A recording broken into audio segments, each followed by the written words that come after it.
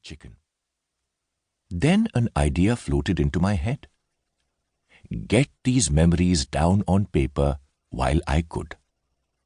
The idea excited me.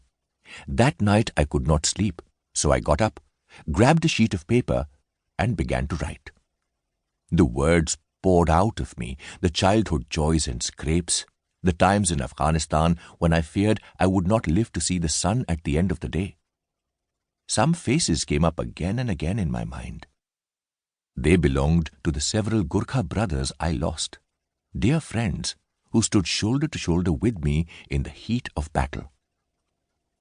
The project got more serious.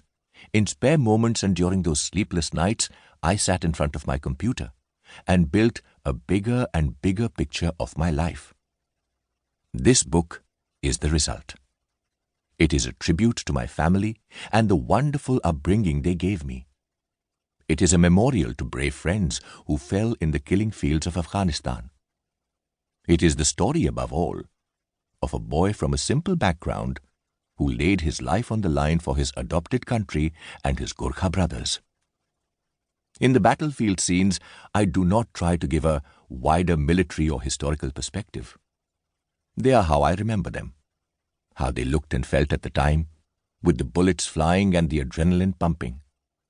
Inevitably, others who were there may remember things slightly differently, but this is my reality. I dedicate it to the ones who did not make it. I hope and believe with all my heart and soul that in some corner of heaven they are looking down and reading it with you. Chapter 1. On My Way. My home was and still is in my heart, a village called Khebang in the green foothills of the Himalayas in the northeast of Nepal. The majestic snow-white peak of Kanchenjunga, at 8,500 meters, the third highest mountain in the world, rises about 48 kilometers away.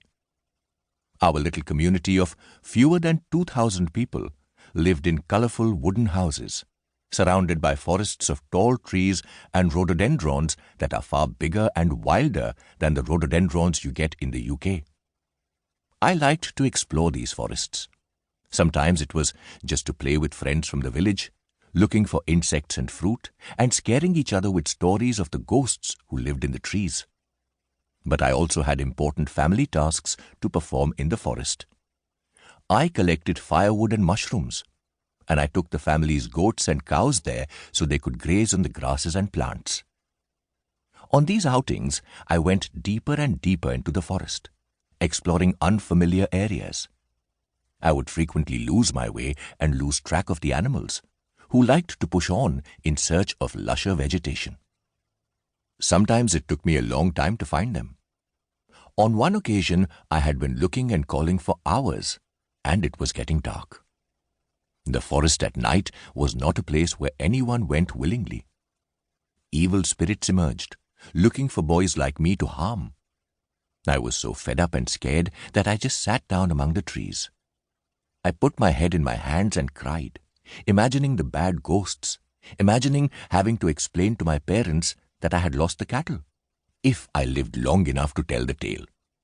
I cried so much I thought my eyes would never see properly again. Then I heard a noise nearby that frightened me out of my wits. A ghost! I leapt up and began to run, tripping and staggering through the undergrowth. The ghost followed.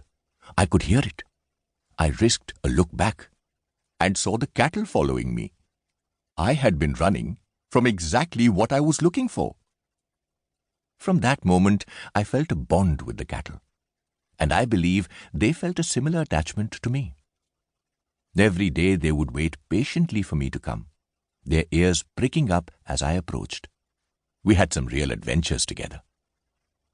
Being in the forest was not like a walk in the British countryside, with its squirrels and acorns. As well as the ghosts, there were dangerous wild animals, the wolves, snow leopards, and black bears. My senses were always on high alert, a discipline that would stand me in good stead many years later in the killing zones of Afghanistan.